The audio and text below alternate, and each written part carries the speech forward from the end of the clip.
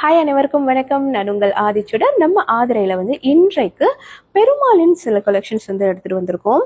சங்கு சக்கரம் மற்றும் நீங்க பாத்தீங்கன்னா முன்னாடி பெருமாள் இருப்பாரு, பின்னாடி அவருடைய திருநாமம் இருக்கக்கூடிய ரொம்ப ஒரு சிறப்பான ஒரு குறியீடுகளோடு இருக்கக்கூடிய சிலை தான் நம்ம இன்னைக்கு பார்த்துட்டு இருக்கோம்.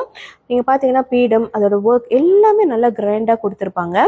அதற்கடுத்தது நீங்க பாத்தீங்கன்னா இந்த மாதிரி பெருமாளின் திருமுகம் மட்டுமே, திருப்பதி வெங்கடாச்சலபதியின் அந்த அலங்கார தோற்றத்தில் இருக்கக்கூடிய திருவுருவம் பின்பகுதியில் ரொம்ப அழகாக இந்த திருவாட்சி அமைச்சிருக்காங்க. ஸோ அடுத்தது நீங்கள் பார்த்தீங்கன்னா ரொம்ப அழகாக அவருடைய திருமுகம் மட்டுமே இருக்கக்கூடிய ஒரு திருவுருவம். ஒவ்வொரு சிலையிலுமே நீங்கள் பார்க்கலாம் அவருடைய முகத்தில் அந்த புன்னகை மிக அழகாக ரொம்ப சிறப்பாக இருக்கும். இங்கே நீங்கள் பார்த்தீங்கன்னா அடுத்தது சங்கு சக்கரம் திருநாமம் மட்டுமே. ஒரு இடத்துல சங்கு சக்கர திருநாமம் இருக்குன்னா கண்டிப்பா அங்க பெருமாளின் வாசம் இருக்கும் அப்படின்னு சொல்லுவாங்க.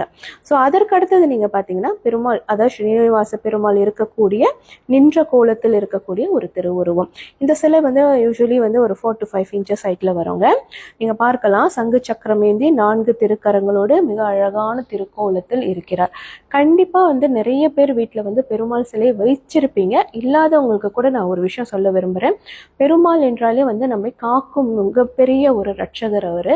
ஸோ அவரை நீங்க வைத்து வழிபடும் போது நிறைய பேரோட கான்செப்ட் என்னவா இருக்கும்னா செல்வத்தை கொடுக்கக்கூடியவர், அது மட்டும் இல்லைங்க, அவர் நம்மளை காத்து ரட்சிக்கக்கூடியவர்.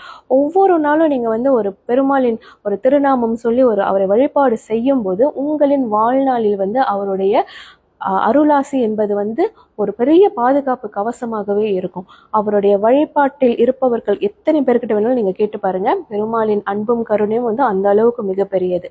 ஸோ யார் இன்னும் அந்த ப்ரேயர் ஸ்டார்ட் பண்ணலையும் மறக்காம இந்த பெருமாள் சிலையை நீங்க வாங்கி வைத்து வழிபாடு செய்ய ஆரம்பிக்கலாம்.